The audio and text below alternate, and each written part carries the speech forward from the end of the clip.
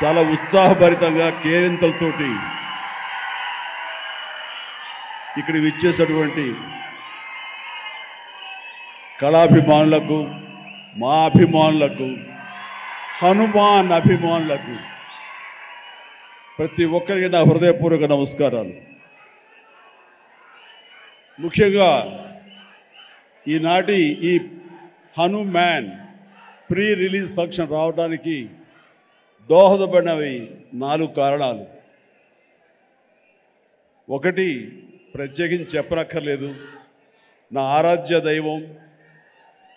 నేను చిన్నప్పటి నుంచి అన్నీ తానే అమ్మా నాన్న తర్వాత అని అనుక్షణం నేను ప్రార్థించే ఆ హనుమాన్ని సెంట్రిక్గా తీసుకుని ఆయన గురించి తెలిపే ఒక సినిమా ఈ హనుమాన్.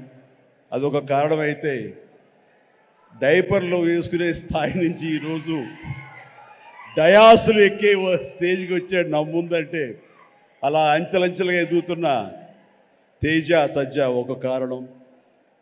ఈ మధ్య ఈ ట్రైలరు, ఈ టీజరు, ఈ హనుమాన్ చూసినప్పుడు అందులో నాకు చాలా ఫినిష్, ఆ ఫైనాలిటీస్, ఆ విఎఫ్ఎక్స్ కానివ్వండి, కథ కానివ్వండి, ఆ సౌండింగ్ కానివ్వండి చాలా బాగుండి ఫస్ట్ టైం ఎవరి డైరెక్టర్ అని అడిగి తెలుసుకున్నాను. ఆ 3వ కాలం ఎవరంటే సురేష్ వర్మ. అండ్ అలాగే ఇవన్నీ తెలుసుకున్న తర్వాత నాకు అనిపించింది ఖచ్చితంగా ఈ సినిమా చాలా ఫైనెస్ట్ ఫిల్మ్ అవుతుంది అని తెలిసింది. ఆ తర్వాత కొద్ది రోజుల క్రితం వీళ్ళిద్దరూ నా దగ్గరకు వచ్చి ఈ సినిమాకి మీరు ముఖ్య అతిథిగా రావాలి అంటే అసలు ఏమాత్రం సమయం తీసుకోలేదు. ఖచ్చితంగా వస్తాను, మీతో ఉంటాను, అన్ని రకాలుగా నా ప్రోత్సాహం మీకు ఉంటుందని చెప్పేసి చెప్పడం జరిగింది. అండ్ నేను ఎప్పుడు నా ఆరాధ్య దైవమైనటువంటి హనుమంతుడి గురించి ఎప్పుడు నేను చెప్పుకునే సందర్భాలు నాకు తారసపడలేదు, ఎక్కడ చెప్పుకోలేదు. కానీ ఒక్కొక్కసారి మనలో ఉన్న భక్తి చెప్పుకోవాలా అని నాకు అనిపిస్తుంటుంది, కానీ ఒక్కొక్కసారి చెప్పుకోవాలి అని కూడా నాకు తోస్తుంటుంది. ఎందుకంటే ఏ ఆంజనేయ స్వామిని నేను తలుచుకుంటూ చిన్నతనం నుంచి ఒక నిబద్ధతతో, ఒక క్రమశిక్షణతో, ఒక లక్ష్యంతో, ఒక ధ్యేయంతో ఈ రోజున ఈ స్థాయికి వచ్చానో, ఎవరి అండదండలు, ఎవరి ఆశీస్సులు నాకున్నాయని బలీగా నమ్ముతానో, ఆ స్వామి మీద ఒక కథ వస్తుంది అంటే అలాంటి స్టేజ్ మీద ఆయనతో నాకున్న అనుబంధాన్ని చెప్పుకోవాల్సినటువంటి సిచ్యువేషన్ ఉంది. చెప్పుకోవాలి, చెప్పడం ధర్మం. ఎందుకంటే ఇక్కడ ఉన్నటువంటి ఎంతోమంది యూత్ ఉన్నారు, టీవీల్లో వీక్షిస్తున్న వాళ్ళు మరి ఎంతో లక్షల్లో ఉన్నారు. వీళ్ళందరికీ ఒక ఇన్స్పిరేషన్, ఒక మోటివేషన్ ఉంటుంది. కాబట్టి ఇక్కడ చెప్పడం అన్నది అది ఒక హిందుత్వం గురించో లేకపోతే మరొక మతం గురించో అని చూసుకోకుండా ఒక ఇన్స్పైరింగ్ పర్సనాలిటీ మనల్ని ఎంత పైకి రావడానికి, మనల్ని అత్యంత స్థానం నిలబెట్టడానికి ఎలా దోహదపడతాడు, పూర్తిగా ఆయనకి మనం సరెండర్ అయిపోతే అన్నదానికి ఒక ఎగ్జాంపుల్గా ఈ హనుమంతుడు నేను తీసుకున్నాను. చిన్నప్పటి నుంచి ఆయనే నమ్ముకున్నాను. కాబట్టి అది మీరు కూడా ఎవరైనా సరే అలా నమ్ముకుంటే కనుక అలా ఉన్నత స్థాయికి వస్తారు. మీకు అది ఇన్స్పిరేషన్గా ఉంటుందన్న ధ్యేయంతో ఈరోజు చెప్పాలనుకుంటున్నాను. ఇది చాలా మనసు అంతరాంతరాల్లో నుంచి నేను వెలిబుచ్చుతున్నటువంటి ఇది. మా ఇంట్లో ఎవరు దైవభక్తులు లేరు. నాన్నగారు కమ్యూనిస్ట్, ఆయన ఫోటోకి దండం పెట్టడం చాలా రేరు. ఎప్పుడైనా అమ్మ కోరిక మేరకు తిరుపతి వెళ్ళి ఆ స్వామి దర్శనం చేసుకుని వచ్చేసేవాళ్ళం తప్ప, శనివారం అమ్మ వెంకటేశ్వర స్వామికి దండం పెట్టేది తప్ప, అంతమించి ఎవరు ఫోటోలకు దండం పెట్ట కానీ, స్వాముల్ని కొలవడం కానీ, దేవుణ్ణి ప్రార్థించడం కానీ ఏమీ లేదు. అలాంటిది ఈ చిన్నతనం అంటే 7th క్లాస్ నేను చదువుతుండగా అది పొన్నూరు, అక్కడ ఒక ఆంజనేయ స్వామి గుడి ఉండేది. ఆ ఆంజనేయ స్వామి గుడిలో నేను రోజు వెళ్ళి ఆంజనేయ స్వామి దండం పెట్టుకుని వస్తుంటాను స్కూల్ నుంచి వస్తూ.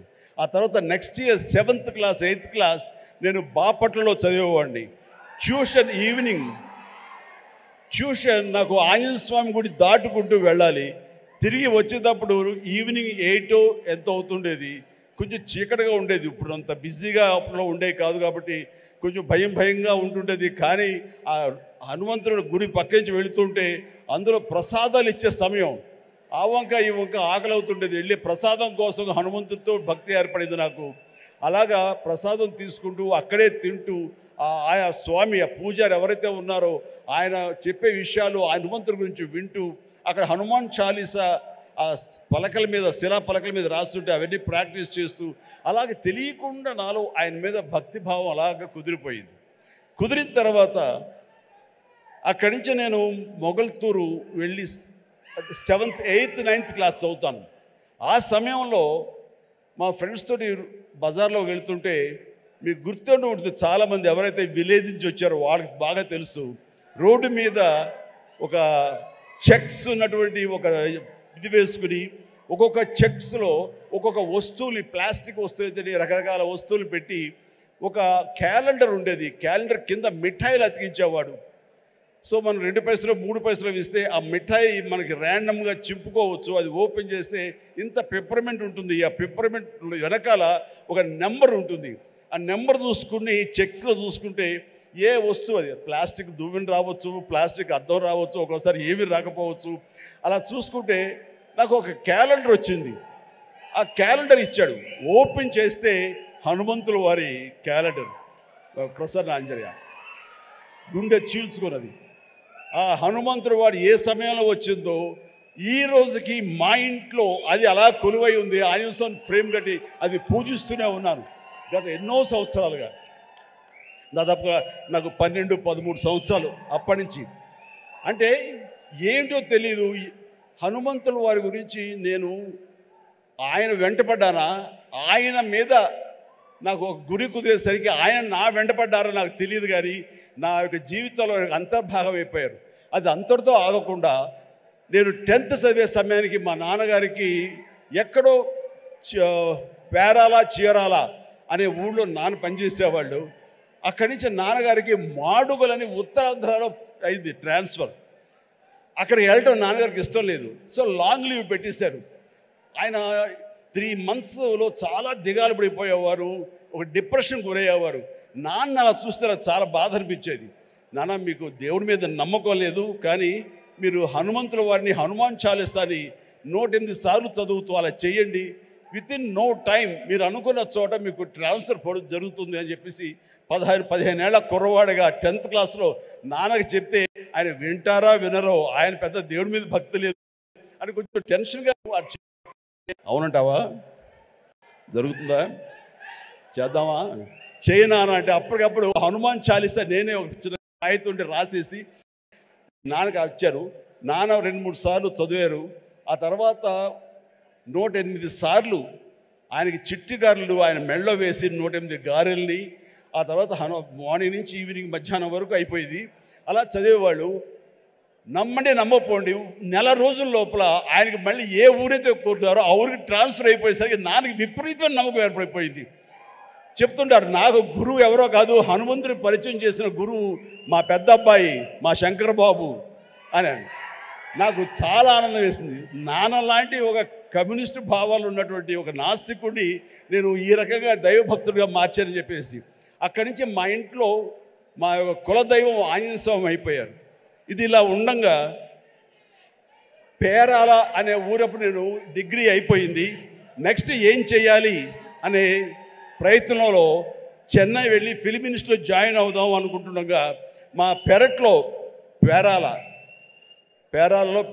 తిరుగుతుండగా నాకు ఎర్లీ మార్నింగ్ ఏదో కాయిన్ ఒకటి కింద పడి ఉంది. ఏంటనే కాయిన్ అని చెప్పేసి కాలుతోటి ఇలాగ అన్నాను. అది సేవండి హనుమాన్ ఇది ఉండేది బిళ్ళ. వెంటనే కళ్ళకు అద్దుకుని పొరపాడైపోయింది చెప్పి చూస్తే హనుమంతుడి బొమ్మ ఉంది. అది తీసుకెళ్ళి నాన్నగారికి ఇచ్చాను. నాన్న ఇట్లాగని, అంటే నువ్వు ఏది చెయ్యాలని అనుకున్నావు కదరా, కాబట్టి అది నీకు ఒక దారి చూపించేలాగా హనుమంతుడు ఈ రకంగా కనిపించాడేమో అని పూజలో పెట్టారు. అక్కడి నుంచి నా ప్రయత్నాలు నేను చేయటం, అలాగే మెడ్రాస్ ఫిలిం ఇన్స్టిట్యూట్లో నా ప్రయత్నాలు చేయటం, అక్కడికి వెళ్తే నాకు అవకాశం రావటం. నేను వెళ్లే ముందు నాన్నగారు దీన్ని ఒక దండగా, ఒక లాకెట్, ఆర్టిన్ షేప్లో ఒక లాకెట్లో పెట్టి నా మెడలో వేశారు. అది నేను చాలా ఒక ఆశిస్తులాగా, ఒక మనోధైర్యం, అంటే జేబులో బొమ్మ ఉంటే ఎంత ధైర్యంగా ఉంటుంది ఆ రకంగా ఫీల్ అయ్యి వెళ్ళేవాడిని. అప్పటి నుంచి అవకాశాల మీద అవకాశం ఎలా వచ్చినాయో 1977 నుంచి 78 అండ్ 79 ఆ ప్రాంతంలో, సారీ 80 సారీ 78, 79 అక్కడి నుంచి అవకాశాలు ఎక్కడ కూడా ఆగకుండా రావడం జరిగింది. అంత ఆ స్వామి మహిమ అనుకునేవాడిని, ఆయన నిరంతరం పూజించుకునేవాడిని.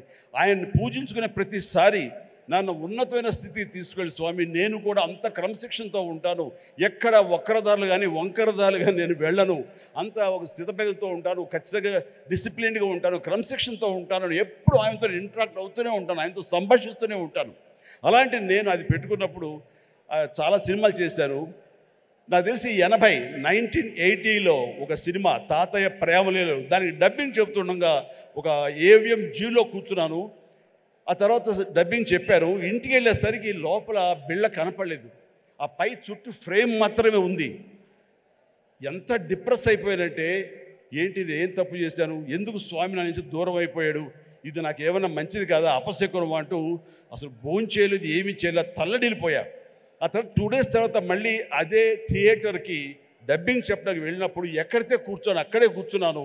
అలాగే కూర్చుంటూ స్వామి దొరికితే బాగున్నట్టు కరెక్ట్గా రండి, ఆ తివాచి ఉంది కింద, అక్కడ ఇరుక్కుపోయి మళ్ళీ స్వామి కనిపించేసరికి ఎంత ఎనలేని ఆనందం, ఎంత ఇదంటే నాకు ఇండస్ట్రీలో తిరుగులేదు, స్వామి నన్ను పరీక్ష పెడుతున్నాడు, అంతేగాని ఇంకోటి కాదు అంటూ స్వామి నేను ఎప్పుడు వదలను అంటూ ఆయన్ని పెట్టాను. మా నాన్నగారికి చెబితే ఆయన అరే చుట్టూ కొంచెం క్లాంప్స్ లాంటివి పెడదాము, సోదరు అసలు కదలదు, ఆ స్వామిని కాంక్రీట్ చేసుకుని నీలో ఉంచేస్తుంటే అవుతుందని చెప్పేసి నాన్న దాన్ని మళ్ళీ రీడిజైన్ చేసి వేశారు. మీరు అప్పటి నుంచి సినిమాలు చూస్తే నా ఓల్డ్ సినిమాలు ఆ లాకెట్ ఎప్పుడు నా మెడలో ఉంటుంది. నేను ఒక భేద క్యారెక్టర్ వేసినా సరే అది మెడలో ఉండకూడదంటే తీసి నడుము దగ్గర ఎక్కడో పెట్టేవాడు తప్ప ఆయన నాకు దూరం అయిపోకూడదు, బిగించి హోల్డ్ చేసి ఆ హనుమాన్ నేను ఇక్కడ పెట్టినవాడిని. 2000 ఇయర్లో నేను అన్నయ్య సినిమా చేస్తుండగా, అన్నయ్య సినిమాలో 2 క్యారెక్టర్లు, ఆట కావాలా పాట కావాలా, అది సిమ్రంతో చేసే ముందు ఒక చెట్టుకు నేను పట్టుకుని వేలాడుతుంటాను. నా ఆత్మారాముడు నన్ను లాగి నెట్టి ఆ అమ్మాయి వైపు నెడతాడు. నెట్టేప్పుడు ఇది హ్యాంగ్ అవుతుంది సార్, అడ్డుగా ఉంది అని కెమెరామెన్, బహుశా ఎవరో మన కెమెరామెన్ చోటకే నాయుడు ఆ మాట అనకపోయి ఉంటే ఇప్పుడే నా దగ్గర ఉండేది అనేసరి అలాగా అని చెప్పి తీసేశారు. దాన్ని ఎవరో పక్కన ఉంటే పక్క వాళ్ళకి ఇచ్చేసాను. ఆ తర్వాత మర్చిపోయాను, కనపడలేదు. అయితే ఏదంటే లేదు లేదు ఎవరి దగ్గర లేదు, సరిగ్గా ఎత్తకంటున్నాను, ఎవరి దగ్గర లేదు. పోలే స్మాల్ ఒక 2 సవర్ల బంగారం అనిపించింది. ఏంటి తేడా, 80లోనేమో తల్లడిల్లిపోయాను, స్వామి నుంచి దూరం అయిపోయారని. అదే 2000 వచ్చేసరికి ఇట్స్ ఓకే, 2 సవర్ల బంగారం అనుకున్నాను. ఏమిటి అంటే నాకు ఈలోగా వచ్చిన పరిణితి కానీ మనలో మెచ్యూరిటీ కానీ, భగవంతుడు అనేవాడు బాహ్యంగా ఉండడు, భగవంతుడు అనేవాడు మనలో అంతర్లీనం అయిపోతాడు, మనలో మమైకం అయిపోతాడు, మన అంతర్భాగం అవుతుంది. అది హనుమంతుడు అనేది మన యొక్క అంతరాత్మ తప్ప మరొకటి కాదు అని తెలుసుకోవడం నాకు నేడు పట్టింది. అందుకని ఆ చిన్నతనంలో కౌలించుకోవడానికి ఫిజికల్గా ఉండాలి, పెద్ద అయిన తర్వాత మన మనసులో కళ్ళు మూసుకుంటూ ఆయన మనతో సంభాషించే లెవెల్కి మనం ఉండాలి. హనుమాన్ ఒక్కసారి గనక మనల్ని ఆశీస్సులు అందించాడంటే జీవితాంతం వదలడు, మనలోనే నిబిడీకృతం ఉంటాడు, మనలోనే అంతర్లీనంగా ఉంటాడు. ప్రతి క్షణం మన ఆత్మ అంతరాత్మ ఆయనయి మనం కాపాడుతుంటాడు, మనల్ని నిర్దేశిస్తుంటాడు, మన మార్గ నిర్దేశకం తెలియచెప్తుంటాడు అని నాకు అనిపించిన తర్వాత ఈ రోజు వరకు నాకు హనుమంతుడు అంటే పూజలు పునస్కారాలు ఏమి చేయను, ఏ గుళ్ళు గోపురాలు తిరగను. కానీ ఏదైనా సమస్య వచ్చినప్పుడు పడుకునే ముందు ఇలా ఉంది అని నా అంతరాత్మతో నేనే మాట్లాడుకుంటా, నా అంతరాత్మనే హనుమాన్తో నేనే మాట్లాడుకుంటాను.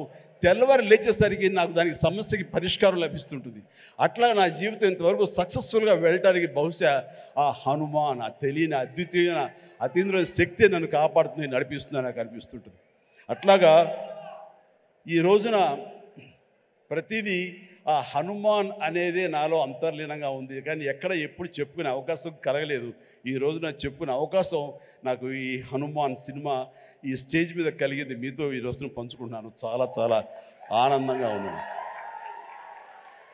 అండ్ ఈ మధ్య వీళ్ళు చెప్పారు, తర్వాత బయట కూడా చెప్పారు ఎవరో, ఈ హనుమాన్ అనే టైటిల్ మీ నుంచి వచ్చింది, మీ నోటంటే వచ్చిందని చెప్పేసి ఇందొక్కడ క్లిప్పింగ్ వేశారు. అది సమంత, అది ఆహాలో చిన్న ఇంటర్వ్యూ జరుగుతుంటే అక్కడ మీకు నచ్చినటువంటి సూపర్ హీరోస్, మార్వల్ హీరోస్ ఎవరు అని చెప్పి అడిగితే సూపర్ మ్యానా, బ్యాట్మ్యానా, లేకపోతే ఐరన్ మ్యానా ఎవరు అంటే నాకు వాళ్ళ పేర్లు చెప్పేంటి, మన హనుమాన్ ఉన్నాడు కదా ఆయన మించిన వాడా అంటూ నేను వెంటనే ఒక క్షణం పాటు ఆలోచించి హనుమాన్ అన్నాను. అంది హనుమాన్, మా హనుమానే నాకు హనుమాన్ అని అనేసరికి చాలా చాలా మంచి అప్రిసియేషన్ వచ్చింది, చాలా బాగుంది అనిపించింది. నా మనసులో మాట అది, ఆ మనసులో నుంచి వచ్చేటువంటి ఆ మాటకి అంత వెయిటేజ్ ఉంది కాబట్టి ఇలాంటి ప్రశాంత్ వర్మ లాంటి వాళ్ళ యంగ్స్టర్స్ని అది ఆకట్టుకుంది. ఇదే మన సినిమా టైటిల్ ఎందుకు అవ్వకూడదని వాళ్ళు నిర్ణయించుకోవడం, ఇది నాకు మరింత ఆనందంగా ఉంది. ఆ రకంగా స్వామి మీతో ఉన్నాడు, ఆయన ఈ టైటిల్ పెట్టాడు, ఆయనే మనకు అందరికీ స్ఫురించేలా చేశాడు. కాబట్టి ఖచ్చితంగా ఈ సినిమా ప్రేక్షకుల ఆదరణ పొందుతుంది అంటలో ఎలాంటి సందేహం అక్కర్లేదు. ఇది ఎంత కష్టపడ్డారంటానికి, దీనికి ద బెస్ట్ ఫిల్మ్గా రాబట్టడం కోసంగా ఫస్ట్ గ్లిమ్స్ నుంచి కూడాను వావ్ ఏంటి సినిమాని, దాని సినిమా వైపు అందరూ ఆకర్షితులు అయ్యేలాగా చేయగలిగాడంటే కనుక ఆ పరిధానంలో ఆ అత్యంతం ప్రశాంత్ వర్మ తీసుకున్న శ్రద్ధాశక్తులే. కాబట్టి ప్రశాంత్ వర్మ మీ యొక్క కష్టం, మీ యొక్క ఇది ఆలోచనలు, అలాగే మన హీరో తేజ యొక్క కష్టం, అతని శ్రద్ధాశక్తులు ఇది వృధా కావు. ఎందుకంటే ఈ సీజన్ అనేది అంత మంచి సీజన్. ఎన్ని సినిమాలు వచ్చినా సరే ఎన్ని సినిమాలు వచ్చినా సరే ఖచ్చితంగా ప్రేక్షకులు బాగుంది, మన కంటెంట్లో మన సత్తా ఉంది, మనకు ఆ దైవ ఆశీస్సులు ఉన్నాయంటే కనుక ఖచ్చితంగా ఆదరిస్తారు, హక్కును చేర్చుకుంటారు, పెద్ద విజయాన్ని మీకు అందేలా చేస్తారు. కాబట్టి ఎలాంటి డౌట్ అక్కర్లేదు. అయితే ఇది పరీక్షాకాలం అనుకోవచ్చు, కొన్ని థియేటర్లు అనుకునే విధంగా మనకి లభించకపోవచ్చు. It's okay. ఈరోజు కాదు రేపు చూస్తారు, రేపు కాకపోతే సెకండ్ షో చూస్తారు, సెకండ్ షో కాకపోతే థర్డ్ షో చూస్తారు. బట్ కంటెంట్ బాగుంటే ఎన్నో రోజులు చూసినా, ఎన్నో షో చూసినా సరే దీనికి మార్కులు పడతాయి. ఈ రోజున ఇందాక చిన్నవాడే సరే చాలా పెద్ద మనసుతో అన్నాడు, అన్ని సినిమాలు వెంకటేష్ సినిమా, నాగార్జున సినిమా, అలాగే మన మహేష్ బాబు సినిమాలు, అన్ని సినిమాలు ఆడుతాయి. ఈ సినిమాలు అన్నీ ఆడాలి, పరిశ్రమ పచ్చగా ఉండాలి. వాటితో పాటు మా ఈ సినిమా హనుమాన్ కూడా ఆడాలని నేను ఎంతో మనస్ఫూర్తిగా నేను కోరుకుంటాను, జరుగుతుంది. అండ్ ఇదే ఒకసారి నేను దిల్ రాజుతో అన్నాను, దిల్ రాజు ఏంటి మన 2016-17లో మా 150 సినిమాను బాలకృష్ణ గారి సినిమా ఒకటి రిలీజ్ అయినప్పుడు ఏంటి మళ్ళీ ఈ సినిమా రిలీజ్ చేస్తాం, కొంచెం డిలే చేయొచ్చు కదా అని అంటే, సార్ అలా కాదు సార్, మా కంటెంట్ బాగుంటుంది, శతమానం భవతి అని, మీ పెద్ద సినిమాలు మధ్యలో ఈ సినిమా ఆడకుండా పోదు సార్, ఏం పర్వాలేదు అన్నాడు. ఓకే, అంత ధైర్యంగా ఉంటే వెల్ అండ్ గుడ్ అన్నాను. ఆ సినిమా కూడా బాగా ఆడింది. కాబట్టి అదే దిల్ రాజు గారు అందరికీ మనకు చెప్పినట్టుగానే ఈ రోజున ఈ సినిమా కూడా బాగా ఆడుతుంది. సో ఎందుకంటే దిల్ రాజు గారు లాంటి ఎంతో సీనియరు, ఆయన ఎంతో ఎక్స్పీరియన్స్ ఉన్న మనిషి, ఏ సినిమా ఏ సీజన్లో ఎలాగ ఆడుతుంది, ఒక్కో సినిమాకి ఎంత పటిష్టత ఉంటుంది, ఏ సినిమాకి ఎంత లాంజివిటీ ఉంటుంది, ఏ సినిమా ఎలాగ ఆదరిస్తారు, ఏ సీజన్లో అనేది బాగా తెలుసు. కాబట్టి ఈ సినిమా వస్తే కూడా ఈ సినిమాకు కూడా అంతటికి అంత ఆదరణ ఉంటుంది, అంత విజయం చవి చూస్తాడు మనస్ఫూర్తిగా కోరుకుంటూ, ఈ రోజున ఇతర క్యాస్ట్లకు చెప్పాలంటే అమృత అమ్మాయి హీరోయిన్గా ఉందన్నారు. గాడ్ బ్లెస్ యూ అమ్మా, ప్లీజ్ మీరందరూ రావాలి, యంగ్స్టర్స్ రావాలి. అలాగే నా స్నేహితుడు శరత్ కుమార్ కూతురు Varalakshmi, Varalakshmi Sarath Kumar,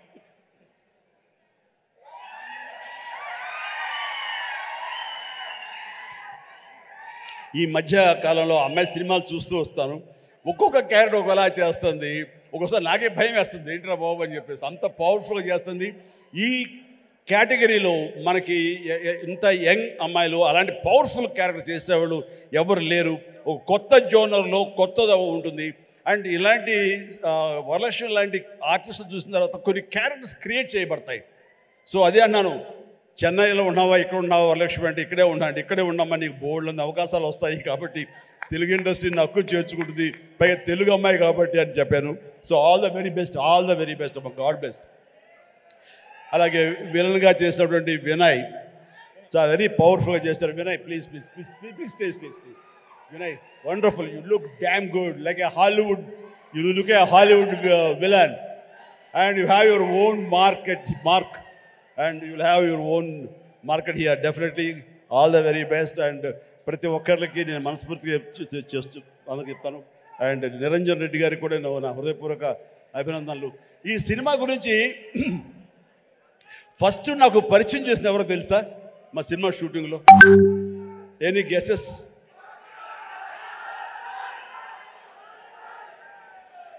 getup scene.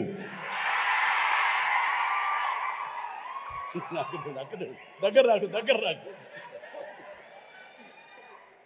And getup scene. Sir ఒక సినిమా చేస్తున్నాను సార్ నేను, మీరు హనుమంతుల భక్తులే కాబట్టి మీతో షేర్ చేసుకోవాలని. ఏం సినిమా? ఎవరు? మన తేజ తెలుసు కదండి, తేజ చేస్తున్నాడు, ఇలా ప్రశాంత్ అని డైరెక్టర్, ఏమండి భలే ఉంది అని చెప్పి సినిమా గురించి సినిమా గురించి చెప్తాడేమో అనుకుంటే తన గెటప్ తన క్యారెక్టర్ గురించి చెప్తూ వచ్చాడండి.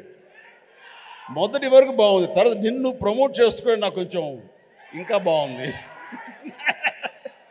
సో అంటే ఒక సినిమాలో బాగుంది అంటే ఏ క్యారెక్టర్ ఇచ్చినా సరే అది అంతగా అలరిస్తుంది అని ఆ సంతోషం నాతో పంచుకోవడం తెలుస్తుంది. అతను చెప్పుకునే విధానం బట్టి ఆ సినిమా ఎంతగా అతనికి ఆకట్టుకుంది అనడానికి ఇది చిన్న మచ్చుతునక. అండ్ ప్రతి ఒక్కరికి, అటు కెమెరామెన్ గారికి, ఇతర కాసర్ల గారికి, కేకే గారికి, లిరిసిస్, ఇలా ప్రతి ఒక్కరి మ్యూజిక్ డైరెక్టర్ గారికి, ఇలా ప్రతి ఒక్కరికి మనస్ఫూర్తిగా నా హృదయపూర్వక అభినందనలు తెలియజేస్తూ నేను చెప్తున్నాను, ఒక్కళ్ళలో కూడా ఏమాత్రం డల్ అనేది పెట్టుకోకండి. Cinema super duper hit. That's it. జై హనుమాన్, జై హింద్.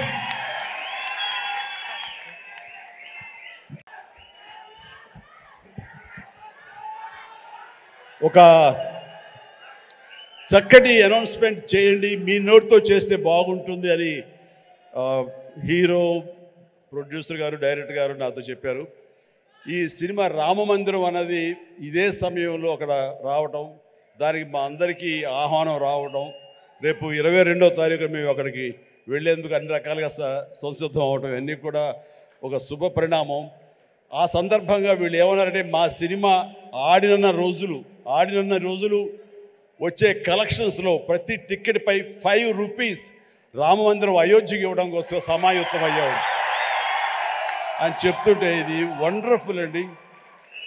మీ యొక్క స్వకార్యంతో పాటు దైవ కార్యానికి కూడా మీరు నడుము బిగించినందుకు ఆశీస్సులు నిండుగా ఉంటాయి. ఈ సమయంలో ఎవరు ఇతోధికంగా ఎంత ఇచ్చినా సరే డెఫినెట్గా ఇది ఒక బృహత్కర కార్యక్రమం, చరిత్రలో నిలిచిపోయేటటువంటి ఘట్టం ఈ రోజున రామమందిర నిర్మాణం. కాబట్టి మీ యొక్క ఆ పుణ్యం కూడా మీకు దక్కుతుంది, మీ అందరికీ అది వరం అవుతుందని కోరుకుంటూ విజయాన్ని సాధిస్తుంది అంటే ఎలాంటి సందేహం లేదు. God bless you all.